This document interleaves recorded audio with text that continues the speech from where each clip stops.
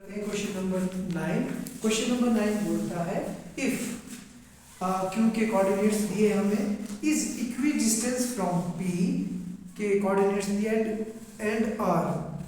ये बोलता है कि हमारे पास पी आर कोई पॉइंट है हमारे पास, ठीक है जी, पी और आर, और इसने बोला जो पॉइंट क्यू है it is equi distance from P और आर। ये क्वेश्चन नंबर 7 की तरह है कुछ।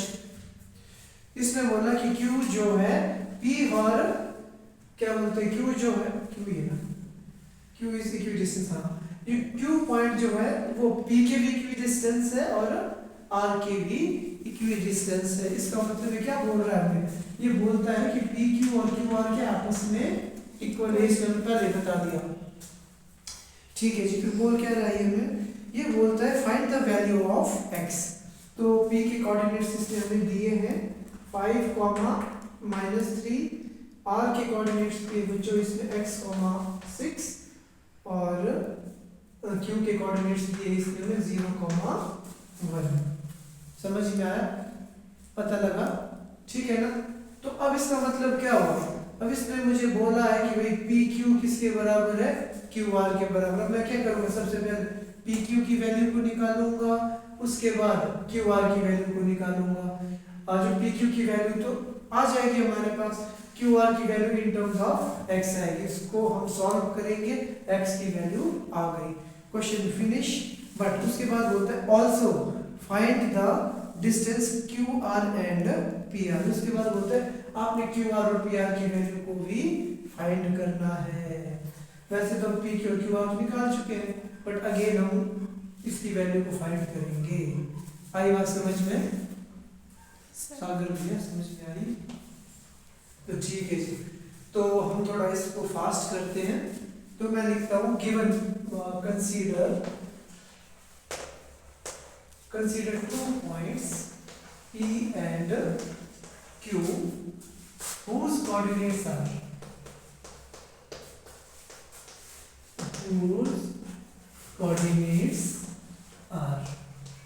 क्या दिया जी हम लोगों को, P की वैल्यू दी हम लोगों को 5, -3 और Q के कोऑर्डिनेट से बच्चों हमारे पास सॉरी हमें 2 पॉइंट दिए थे P और R। तो R के कोऑर्डिनेट से x, 6, ठीक है। पहले 2 पॉइंट्स दिए थे हम लोगों को, कौन से, P और Q, और ये इसके कोऑर्डिनेट्स दिए हैं, ठीक है जी। कोऑर्डिनेट्स हम लोग लेते हैं रिस्पेक्टिवली, और हमने क्या दिया है, Q be the point which is equidistant from P and R. So we will write Q be the point equidistant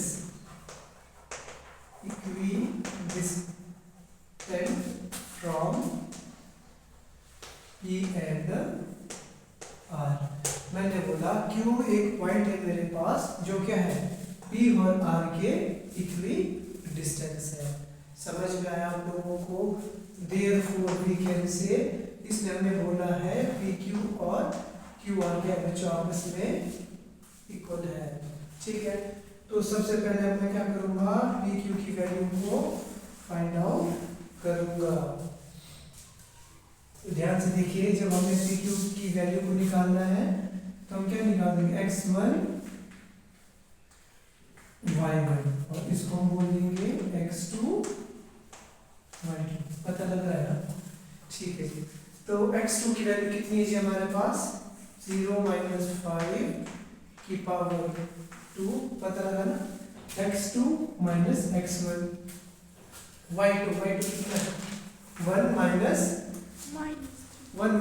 -3 में डायरेक्ट कर रहा हूँ कि 1 + 3, पता लगा सबको, इसकी पावर 2। तो कितना है जी हमारे पास, ध्यान से देखिए, -5 का स्क्वायर कितना होगा, 25, कैसा 25, पॉजिटिव 25, ठीक है जी। अच्छा जी, उसके बाद +3 + 1 4 का स्क्वायर कितना होगा जी, 16। इसको ऐड करके कितना है बच्चों हमारे पास, 6 × 5 = 11, 3 × 4 √41 यूनिट। समझ में आया सबको? ओके जी। अब पी क्यू के बाद हमने क्या निकालना है, क्यू आर की वैल्यू। अब देखो जब मैं क्यू आर की बात कर रहा हूँ तो पहला पॉइंट क्या है हमारे पास, क्यू। तो इस केस में x1 y1 x2 y2। तो y2 क्या है जी, x2 क्या है जी हमारे पास, x माइनस 0 की पावर 2। समझ में आया ना, x2 minus x1 plus y2 minus y1 y2 minus y1 is 1। समझ में आया आप लोगों को कि नहीं आया? तो ये क्या आ गया जी हमारे पास, एक्स स्क्वायर प्लस 25। 6 में 1 गया 5, 5 का स्क्वायर कितना हो गया 25, 25। तो ये आ गया जी हमारे पास under root x square plus 25 unit. ऊपर वाले को इक्वेशन नंबर 1 दे दिया मैंने, इसको इक्वेशन नंबर 2। समझ में आया? अब मैंने देखो पी क्यू की वैल्यू भी निकाल दी और क्यू आर की वैल्यू भी। तो मैं लिख लेता हूँ since p q is equal to q r. तो पी क्यू की वैल्यू डाली तो कितना आ गया अंडर रूट 41। क्यू आर की वैल्यू आ गई under root x square plus 25। अब अंडर रूट कैसे हटेगा, squaring both side. So we will get 41 is equal to x square plus 25। अब मैंने क्या किया जी, 25 को मैं इस साइड लेके आ गया। तो ये आ गया 41 minus 25 is equal to x square. 41 में 25 माइनस किया तो कितना आ गया जी 16। 11 में 5 गया 6, 3 में 2 गया 1। अच्छा जी, अब x की वैल्यू आ गई अंडर रूट 16। 16 किसका रूट होता है जी, 4 का स्क्वायर होता है 16। तो 16 का रूट आया 4। अच्छा जी, 4 की वैल्यू कैसे आएगी, पॉजिटिव आएगी कि नेगेटिव आएगी? पॉजिटिव। नेगेटिव आएगी तो नहीं कहेगी, नहीं आएगी। अरे आ सकती है, क्योंकि हमने पढ़ा था जब कभी भी किसी भी नंबर का हम क्या लेते हैं under root, then we will get two values, positive and negative. तो इसका मतलब हमारे पास x की कितनी वैल्यूज आ गई, 2 वैल्यूज। एक आ गया +4 और एक आ गया हमारे पास -4। क्वेश्चन हो गया हमारा लगभग कंप्लीट।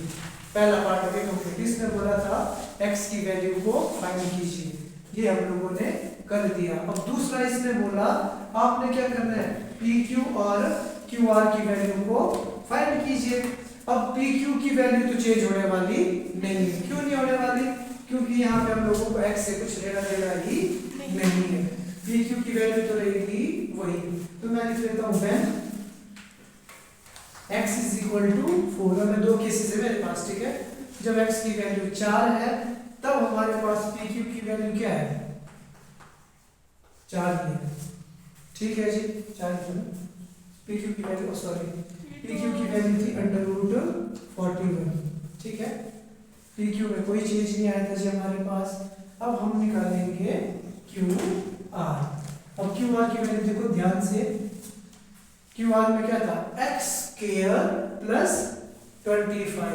तो मैं x की जगह क्या लिख दूंगा, 4 की पावर 2 प्लस 25। समझ में आया कि नहीं आया, पता लग रहा है? जो यहाँ पे x दिख रहा है मुझे, x की जगह मैं वैल्यू जी इक्वल हो गया, चलो कोई बात नहीं।